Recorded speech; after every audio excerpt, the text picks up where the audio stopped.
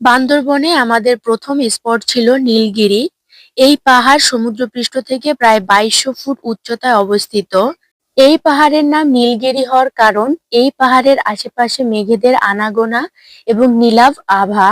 আপনি যত ভোরে কিংবা কুয়াশাচ্ছন্ন দিনে যেতে পারবেন, তত এই জায়গার এই মেঘের আনাগোনা উপভোগ করতে পারবেন। এই পাহাড়ের অবর্ণনীয় সৌন্দর্যের কারণেই পর্যটকদের কাছে এই জায়গাটা বাংলা দার্জিলিং হিসাবে পরিচিত হয়ে উঠেছে। এই পাহাড়টি সেনাবাহিনী দ্বারা নিয়ন্ত্রিত একটা নিরাপদ পর্যটন কেন্দ্র। নীলগিরি পাহাড়ে আপনাকে উঠতে হলে প্রবেশদ্বারে ১০০ টাকা সমমূল্যের একটা টিকিট কেটে তবেই এখানে প্রবেশ করতে হবে। এখান থেকে আপনি পাহাড় দেখতে পারবেন, সেই সাথে এই পাহাড়ি ফুলও আপনি পেয়ে যাবেন। আমি এই ফুল চিনতাম না, আমার বন্ধুরাই আমাকে চিনিয়ে দিয়েছিল। তাই এই ধরনের ফুল চিনতে হলে অবশ্যই কিছু বন্ধু-বান্ধব নিয়ে যাবেন। এই জায়গাটা maybe Titanic double view point বা ডবল ভিউ পয়েন্ট এই টাইপের কিছু একটা, আমার ঠিক মনে নেই।